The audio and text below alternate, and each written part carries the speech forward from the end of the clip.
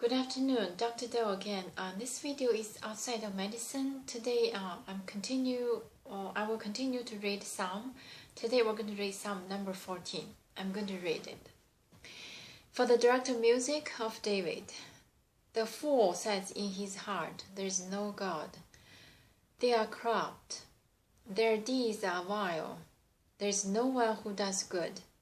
The Lord looks down from heaven on the sons of men, to see if there are any who understand and who seek God. All have turned aside. They have together become corrupt. There is no one who does good. No even one, not even one. Will evildoers never learn? Those who devour my people as men eat bread, and who do not call on God, on the Lord? There they are, overwhelmed with dread. For God is present in the company of the righteous. You evildoers frustrate the plans of the poor, but the Lord is their refuge. Oh, that salvage for Israel would come out of Zion.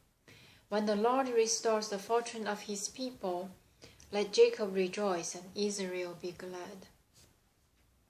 So this is number 14. I'm very happy today is Saturday, so we start in the afternoon. I can start this to finish. Psalm number 14 for the director of music of David. This is the tone of this. I think in general, just it's a blame, complain, or express the hatred or express the emotion, strong emotion to those who does evil, to those who do the evil, or anyone who does evil.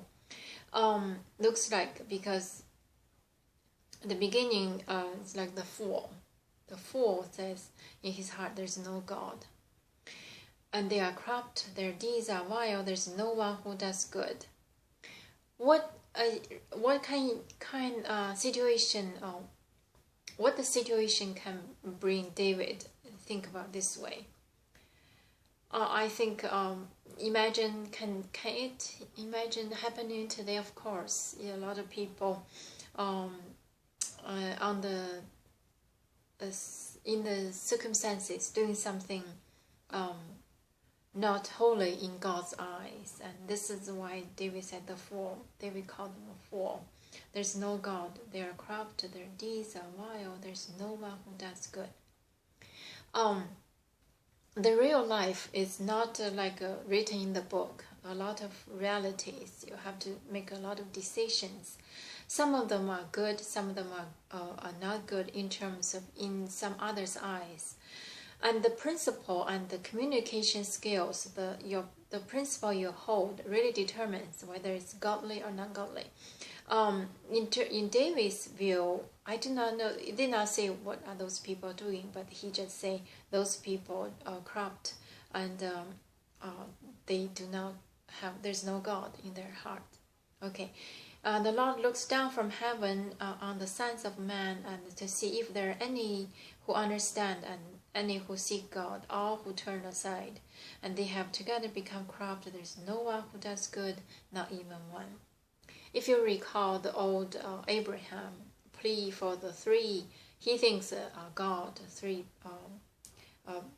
passing by, and he asked them for the city, Gamaliel, or what's the city? I forgot. Anyway. So, and I recall, because he said, if there are 50 people are good, righteous, are going to destroy the cities, Sodoma, and Gomorrah, if I'm right. So, and the Lord said, if there are 50, I'm not going to destroy, I'm going to save. And this is the same idea. In David's eyes, there's no one is doing good, not even one. So he must be very alone at this moment. He thinks, in my imagination, the people are all doing things are not heavenly, not godly. Not even one people are righteous in God's eye, in His belief. So looks like it seems a lonely heart.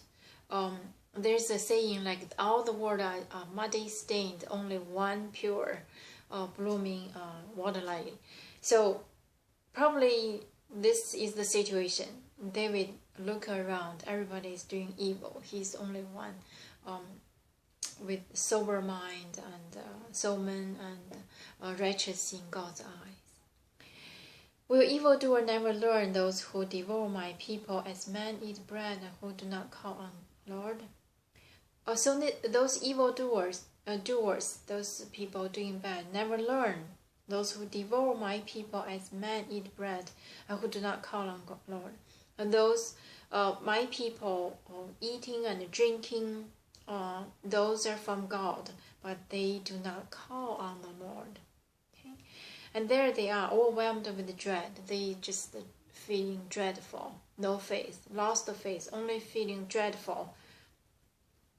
For God is present in the company of righteous, because they do not have God. God is not with them, so that's why they feel dreadful. You evildoers frustrate the plans of poor, but the Lord is their refuge. So those dreadful people always, David used the word hawking a lot, hawking around to pursue, to chase, and then even though those people are very poor, if you recall, Jesus later on said there's an old lady to empty the pocket with one dime, and Jesus said that's even more precious than gold. So those, probably the people around her said, why she just give one? Because those people, they might have more, but still hawking with this one dime. The woman poor, without nothing but just one dime, they still want more. So a lot of people, old or current, this just coming with nature of created of human, nature of human. So looks like here the evildoers frustrate the plans of poor, and the Lord is their refuge. So a lot of people, they're desperate, they're poor, they have plans trying to improve their life, but those evildoers will take everything from them, will not allow them to do so. Oh, that salvation of the Israel would come out of Zion. When the Lord restores the fortune of his people, let Jacob rejoice, Israel be glad. So the salvation of Israel will come out from Zion, the holy mountain of Zion, and Lord will restore the fortune and rescue the Israel and Jacob and his descendants, and Jacob and his descendants and Israel will be glad, will be cheerful, will be celebrate. Excuse me. So this is Psalm 14. Again, excuse me. The tone is very unhappy. David is very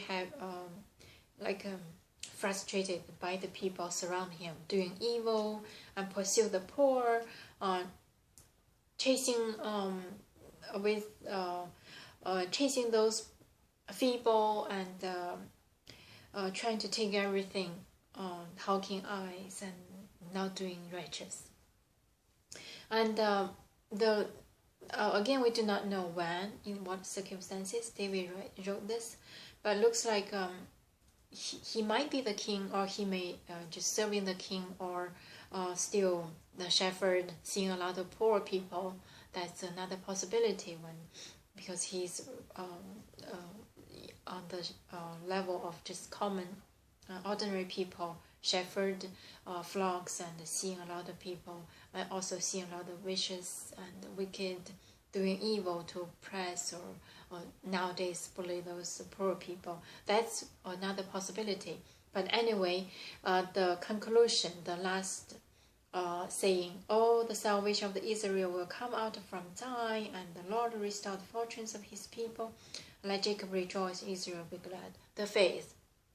Again, regardless the poor people or the evil-doing people, and the Lord will save those poor, and Lord will be their refuge, and the Lord will restore Israel, whatever the Israel people lost, the Lord will restore, recover, and Jacob will be rejoiced, and Israel will be glad. Faith, encourage, and do not lose hope. God is with us, regardless how difficult it is, how oppressed currently you are by the other people, by the evildoers. Just hang in there, and God will come from the Zion and restore the fortunes and rejoice. It's ours. Okay, so this is Psalm number 14, and thank you for tuning in, and I'll see you next time.